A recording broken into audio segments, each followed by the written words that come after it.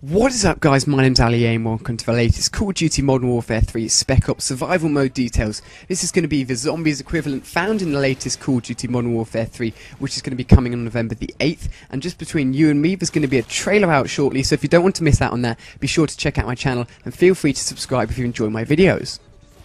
So starting off with the most basic information, Zombies has always been a wave-based game mode. Survival mode is going to be very similar. It's going to be waves, but also missions thrown in there as well.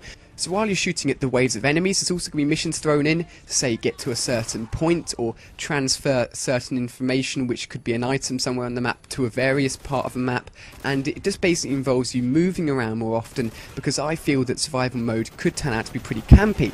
So what sort of enemies are we going to find in survival mode here?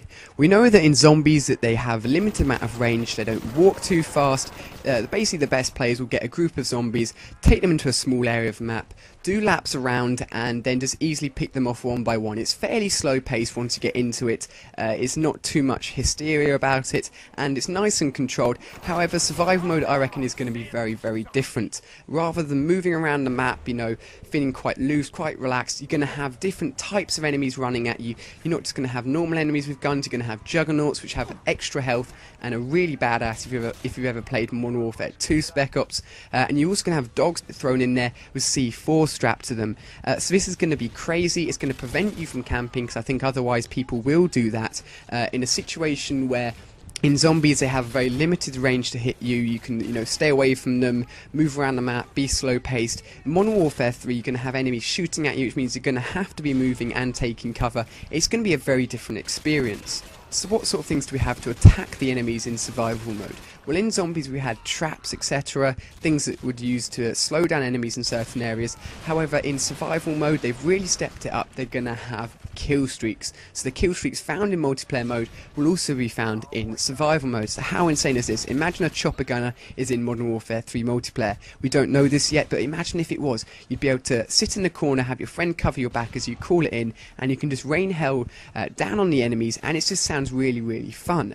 But what about the maps involved? We know that Zombies has always had a limited number of maps. If you want to get more maps, you had to buy the map pack, which often meant you got multiplayer maps as well, which didn't play very much, and it cost a lot of money. So the fantastic thing about Modern Warfare 3 is that when you put in a disc on day one, all of the multiplayer maps available, so that's going to be around 12 or so, will also be available to play in the Spec Ops survival game mode as well. So how fantastic is that? And the better thing is, each time you buy a map pack, say you're going to get 3 or 4 maps, these are also going to be transferred to Spec Ops as well. So you're getting 3 or 4 Spec Ops survival modes map alongside multiplayer map. So it's very different to Zombies in terms of the maps you can play. There's a lot more variety in there, and I think the way they're doing the maps is a very, very good idea. They're going to be a lot more open, they're going to be a lot larger, and I think the idea of integrating multiplayer maps into survival mode is a very smart move. So the final piece of information here that I have for you guys, it's probably one of the most important bits of information, is how many players can play Spec Ops survival mode together. But they've actually capped it at 2 people.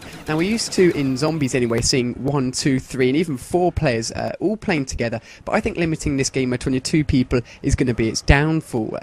Making it, integrating it into a sort of friendly thing, a community thing, playing Zombies with like loads of your friends is one of the keys to its success, and limiting Spec Ops survival mode to only 2 people is not going to do it any favour. So if you guys are really into Zombies and looking forward to survival mode, then I'd just say you need to open your eyes a little bit more. It's not going to be exactly the same. It's not going to be Zombies mode ported directly onto Modern Warfare 3. It's going to be very different, and you should expect something different, but I think it's going to be just as good. If it's going to be better, that's up to you guys to decide, and we'll see what happens there. But if you really enjoyed this video and you'd like more Modern Warfare 3 information, feel free to check out my channel and or subscribe, and if you'd like to hit the like button, that'd really, really help me out. So thank you very much for watching, guys, and I'll see you all in my next video.